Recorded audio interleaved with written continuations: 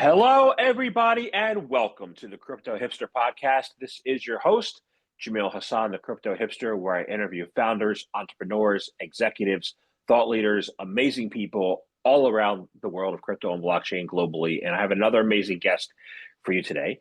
I have the co-founder of SciSic. His name is Leo Fan. Leo, welcome to the show. Thanks for having me here. Nice to meet you, Jamie. You're very welcome. Nice to meet you too. So thank you for joining me. And let's kick things off, and I'll ask you first. I ask everybody the same question. I get all kinds of amazing, wonderful answers. It's this, is what is your background? And is it a logical background for what you're doing now? Yeah, so I'll talk a little bit about my background. So I graduated my bachelor degree is in mathematics. I'm always intrigued by the nice logic in this mathematics. And after that, I start doing some cryptographic related research during my master study. It's in Chinese Academy of Science. It's almost 12 or I guess 14 years ago, I lost the sense of time after a pandemic.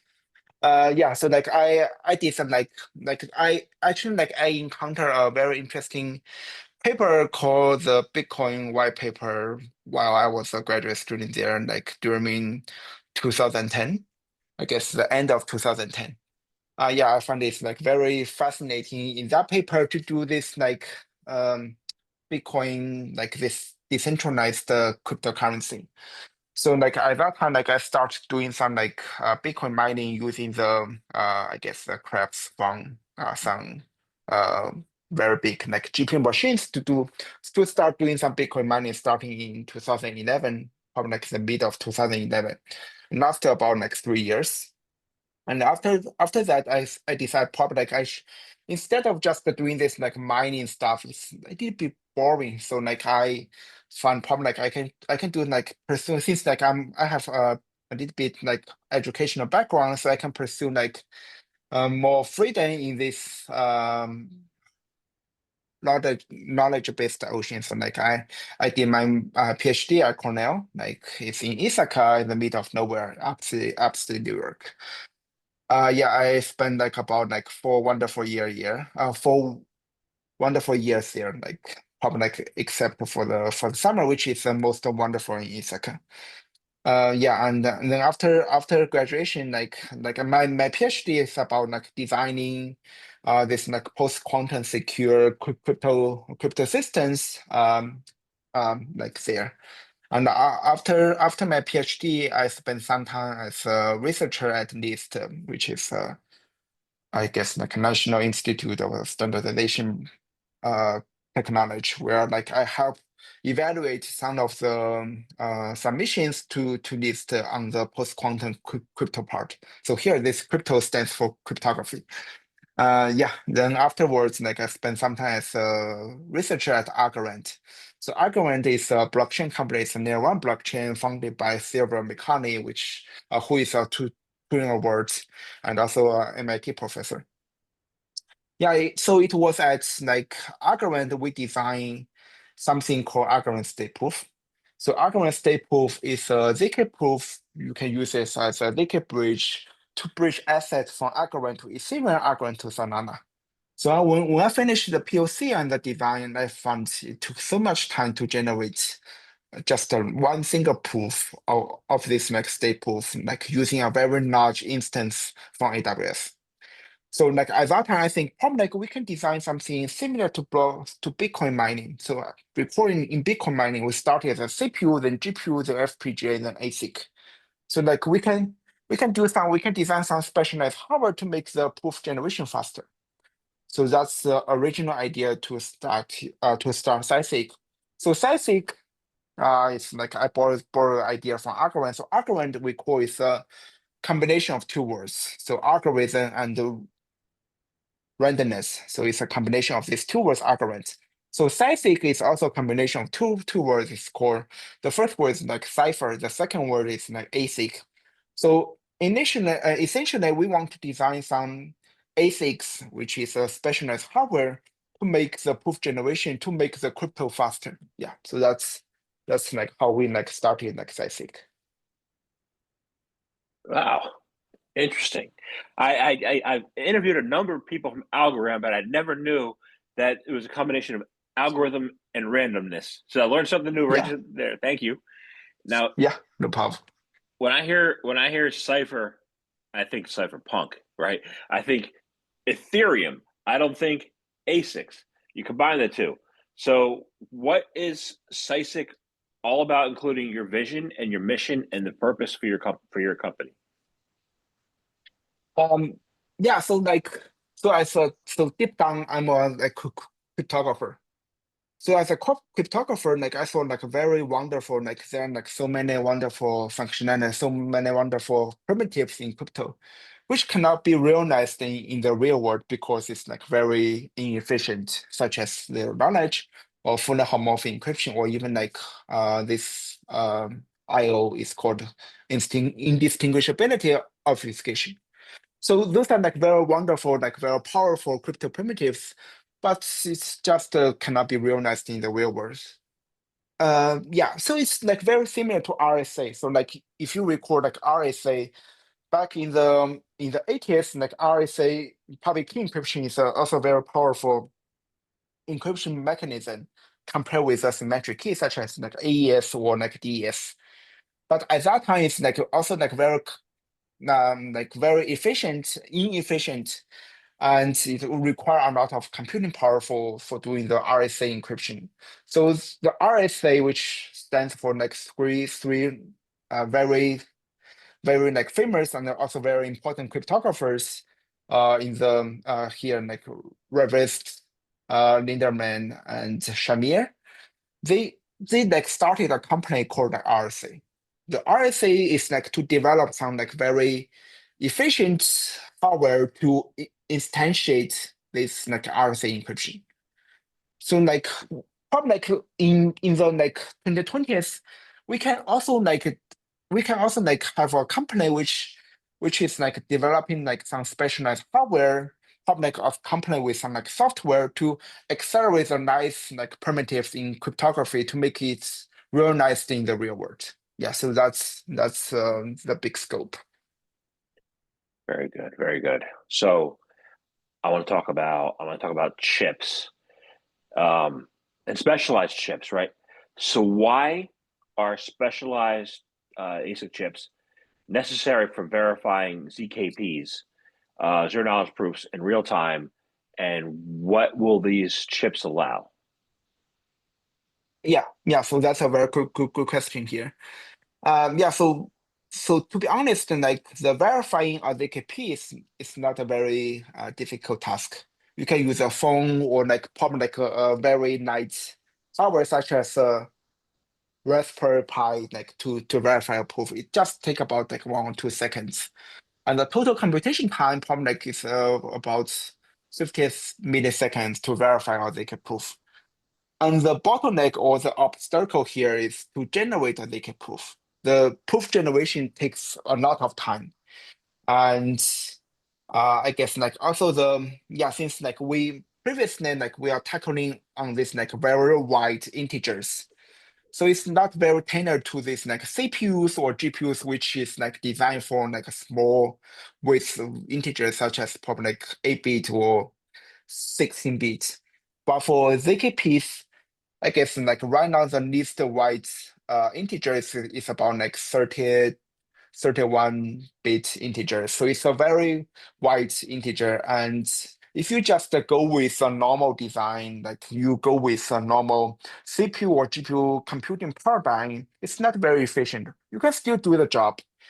But if you want to scale Ethereum, saying like you have this like real-time ZK proving for Ethereum, probably like you need to say like there is a very recent news by Succinct, which is a ZKVM team.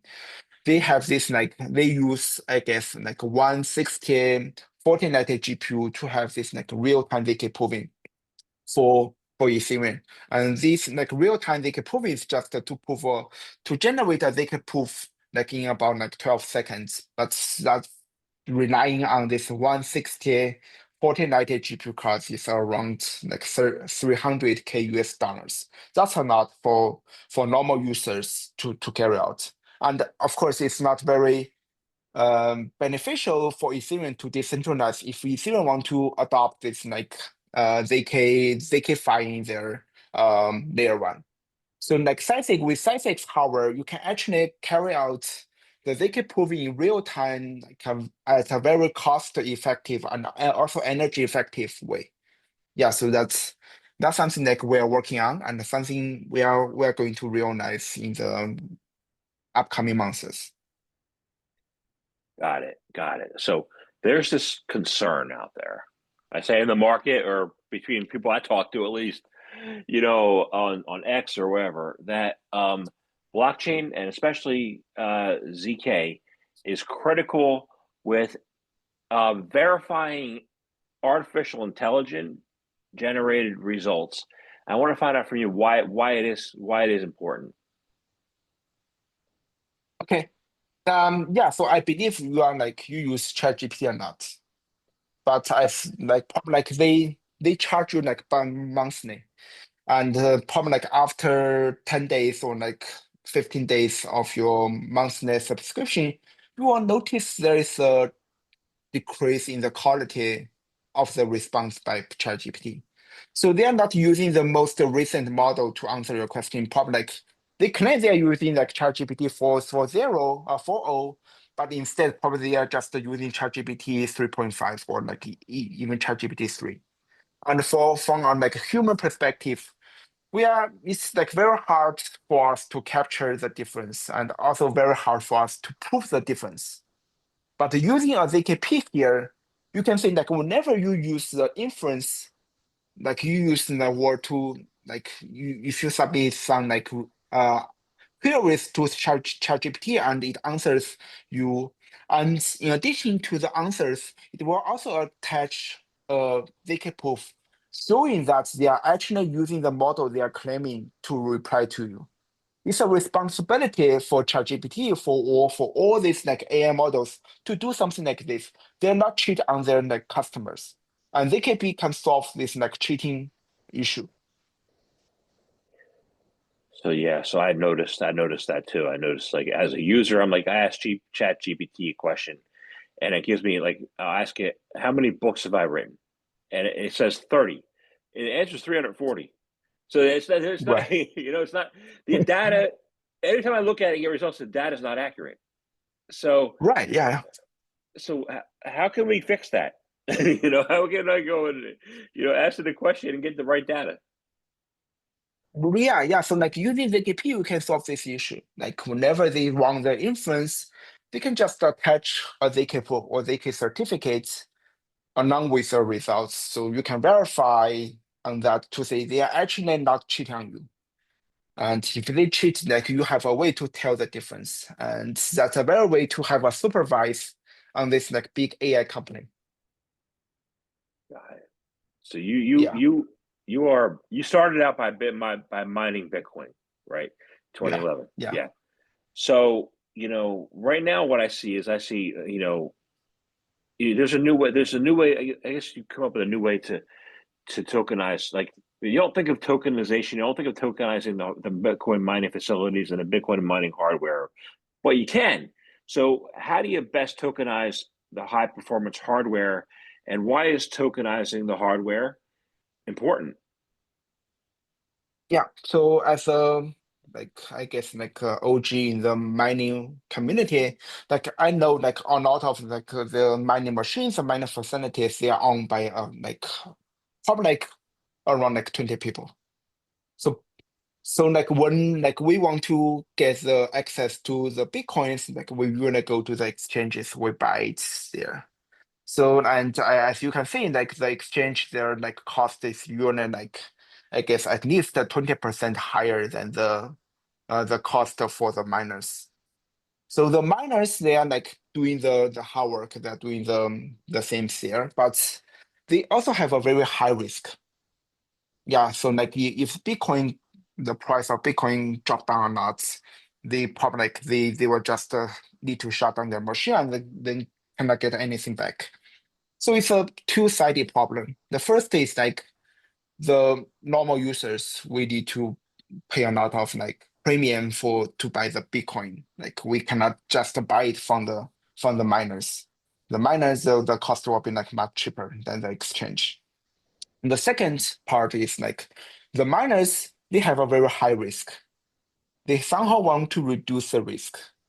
Yeah, since like if the Bitcoin there is like a sudden drop or like some OGs like they dump their Bitcoin or they are worried about the SHA-256 or the digital signing algorithm in Bitcoin, then probably like the Bitcoin will like drop down a lot. Like in the case of the quantum computers, which may have a very immediate like threat on the security of Bitcoin. So the miners they are worried about that. As early miners, like I know that.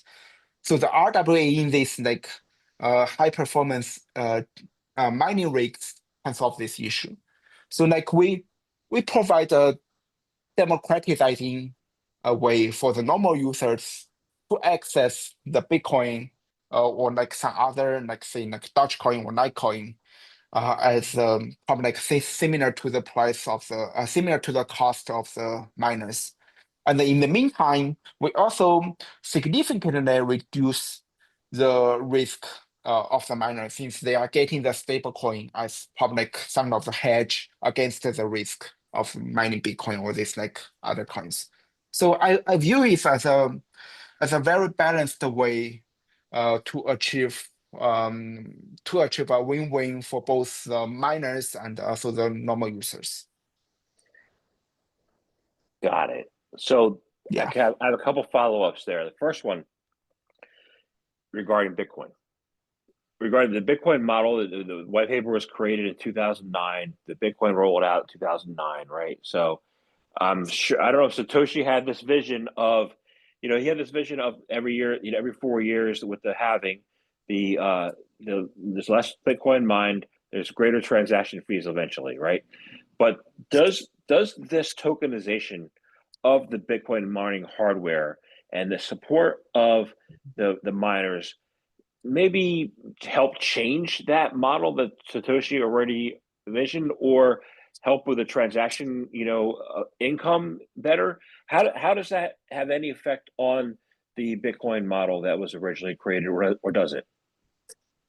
Yeah, that's a very, very good question. So like as you can see, the Bitcoin white paper was like written up in the like probably like more than 1 decade.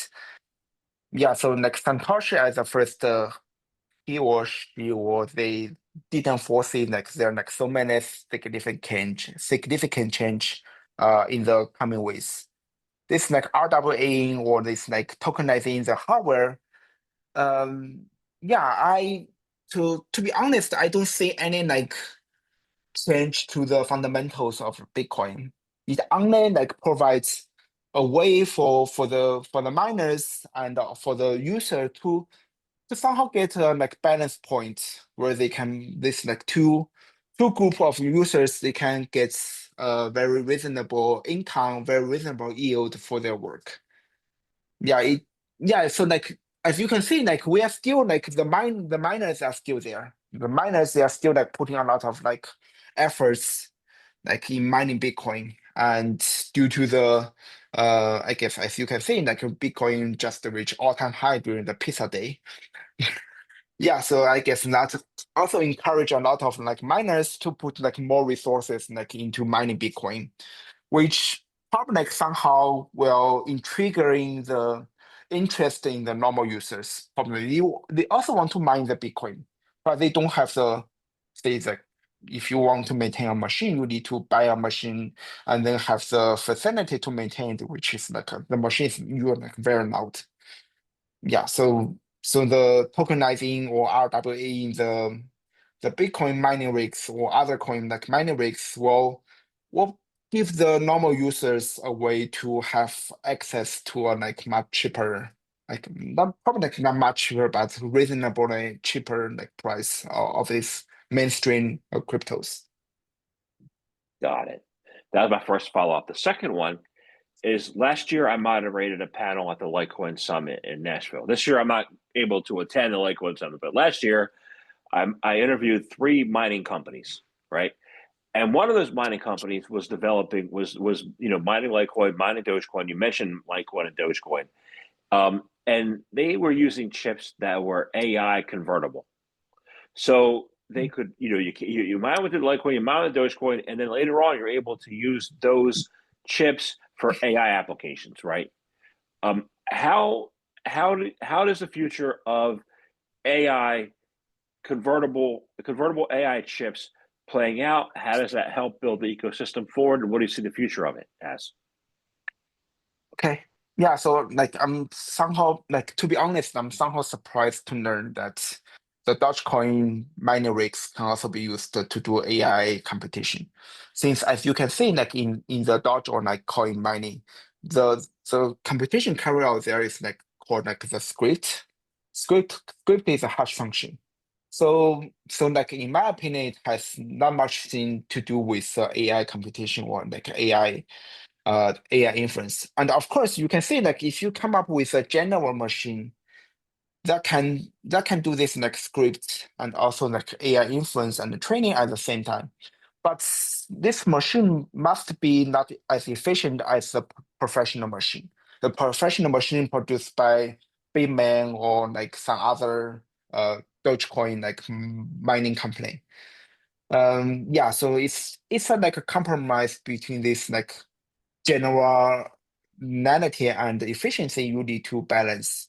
Like if you want to do something like more generalized and say like this machine can be salvaged to do some like recycle to do some like AI competition at the same time, then it must be not as efficient as the professional ones, the professional mining rigs. The professional mining rigs, there is like only one goal they want to achieve is to get to do the mining in a like very energy efficiency way.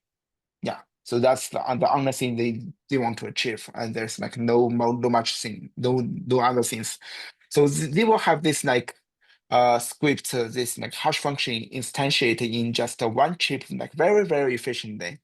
And in just one mining machine, they will have hundreds of chips inside. So that's why they have a very high power of like the very high hash rate in the machine. Yeah. God, I'm glad you mentioned that, the energy efficiency. Sometimes I forget about that because there's still this Yeah. narrative out there that Bitcoin's bad for the environment. It's awful. It takes up so much use. And I'm like, well, Amazon, data centers take up actually pollute the environment more. But why? Why do we continue to have a mission of energy efficiency, and why is that important? And how can mining and SISIC help create that efficiency? Okay, yeah, so there's so like probably like something outside of the question here is like so like I like in the past years I also acted as a VC like somehow in crypto. Like when we want to evaluate like mining project is like not the innovative or tech side to evaluate. We do it more on the energy side. We want to make sure the mining facility they have a very low electricity bill. Like probably their electricity bill is much lower than the ones in Texas or like Ohio something. Yeah, so that's the most important part. And other than that, like we don't care too much. Yeah, so for SciSig, so the energy efficiency is like very important. We don't want to draw too much criticism. Yeah, since we are like manufacturing say like some like ZK ASICs, probably like also some minor rigs in the future. We don't want to draw a lot of criticism and to say like we are polluting the environment. Yeah, we are just consuming like too much power to do some like cryptocurrency mining. Yeah, there are like various ways to solve these issues. Like as you know, there's like one way like it's all about the cooling of the machine. Like the machine, like if you just use a fan to cool the machine, then probably like it will be like very high energy consuming. But if you use some like liquid or like a water to cool the machine, then it will be like much probably like not that energy consuming on that. So that's like one perspective we are right now exploring. And second, we are only talking about like these like professional machines which are like in the IDCs or in the mining facility. It's like a very loud, very hot space. But there is like one possibility is where it's like we can create a home-based one. And this like home-based one can be like very quiet and probably like just the energy efficiency or energy requirement is at the same on a par with your coffee machine. So it's running there, it's like generating this revenue, and yeah, so it's just about like say this like for instance, like you forgot to turn off your ACs in your room like for one day, probably that's the energy requirement for like 1 month of the machine. Yeah, so that's something like we are going to achieve, and something we have already achieved for the home-based one. Yeah, so we have like two like for the ZK hardware product, we have like two we have two hardware products. The first one we call it ZK Air, which is portable. It's the size of a MacBook charger. Yeah, so you can carry it around with you, and you just plug that into your computer or in your cell phone, and then you can generate the ZK proof on that. Yeah, so it's a very lightweight, energy efficient machine. And of course, we have some like promotions for the pros. Yeah, yeah. So there are like various ways we can address the issue. I like the handheld one. You can carry that Yeah, anywhere. yeah, That's yeah. that's that's good. You know. Yeah. So if you have these handhelds, right, um, and you enable ZK enabled, right? How can you enable widespread adoption of ZK inexpensively? Yeah, so that I guess depends on lot of on the like on the software and also on the hardware. So let's start with the software one. So previously, like in ZK, like when people want to run some like ZK program, they need to be experienced, they need to be some experts in writing the ZK circuit, which is a very particular field of programming. It's not like the general programming such as like writing code in Python or code or like Rust or like a C++. It's a very niche field where require a lot of expertise in writing the ZK circuit. And in the past year, I guess like we saw a lot of advancement in the like technology called ZKVM. So it's their knowledge virtual machine, which will convert the normal program written in Go, in C++, in Rust into the ZK circuit. So it lowers the barrier for the programmers to do the ZK stuff. Like you don't need to write ZK circuits, you just need to write your normal program. And the compilers in the ZKVM will compile into the ZK circuits. So you don't need to worry about, you don't need to have that expertise. Yeah. So that's on the software. It lowers the barrier for the programmers to use ZK. Uh, okay, so the second one is about the hardware. On the hardware, so like the ZKVM didn't solve the issue of like the snow is like in ZK proof generation or the energy requirements, the resource requirement in the ZK proof generation. It only lowers the barrier for the programmers to program in ZK.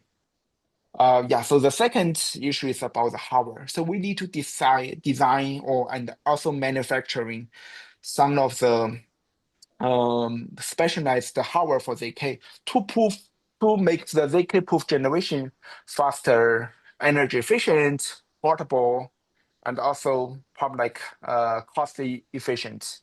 Yeah, for people to use. So in that way, the ZK can really enter the main street instead of just staying in the Web3 community. So as you can see, like ZK right now is mainly in the Web3 community. There is like no much mentioning in the traditional enterprise like using ZK. Probably like there are like several such as Google, but I guess the majority or 99% of them are not using ZK because of this like two barriers. And we have made enormous advancement on the software like by the ZKVM, but it only will like require on the hardware to make the ZK complete. Yeah. The hardware makes sense to me. It makes Yeah, sense. yeah, The yeah. you said you're lowering the barriers for programmers. Now, those barriers, um, are they barriers in like I would think that if you made coding easier, then more people would be in it, and then you get mass adoption, right? You still need to make it easier, right? If we don't make it easier, then how do we get mass adoption of zk? Because I thought it was supposed to be the next billion entrant opportunity. So how do you get them there? How can we lower barriers as far as skill level so that people can enter, or is it something else? Yeah, so like I guess like the real breaking point here is like on the hardware side. We need to develop some hardware which allow people to generate the ZK proof like in any way, like any place, like anytime they want. And it's not just taking a lot of time. We should be generating the ZK proof instantly. Like by instantly, I mean like from like with the time, like even you cannot notice like less than like 1 second. And so that's the thing like we want to achieve. And that's the thing like we want to achieve for the majority of the computing demand. It's not just by proving like like Ethereum block. So that's something like we're going to achieve like in the coming months, probably like in just 1 or 2 months. So that's not a very difficult task. And the real thing is to make the K to handle the real competition in the real world, such as like the ChatGPT one, like I just mentioned. That's like way much complicated than just one single Ethereum block. So the real innovation is on the hardware. Yeah, that makes Right. sense. Yeah. Great, excellent. Well, I look forward to seeing what you guys achieve in the coming year, and I appreciate your time and thank you very much. Um, I have one last question, and Okay. it's how can people find out more information about you, about SciSig? How can they start to get the equipment in their hands? How can they do that? Yeah, so like there are like basically like two ways you can find all the information related to SciSig. There like our official website is SciSig.xyz, so cysic.xyz. So that's like the thing, like you can check out our website. We have a brand new like I guess like eye-catching new website coming next week. Yeah, so feel free to check it out. And the second thing is like our Twitter account, like it contains all like we have a uh link tree link there, and like you can check the Discord, the Telegram, the official website, and our Medium and also HackMD things there. And our the handle for X account is CYSIC-XYZ. Yeah, so that's the two ways like you can check out for all the information about like SciSig, and please check our like X account for the most recent update from our from SciSig. Sounds great. Thank you very much for your time today. Thanks a lot. Thank you for having me.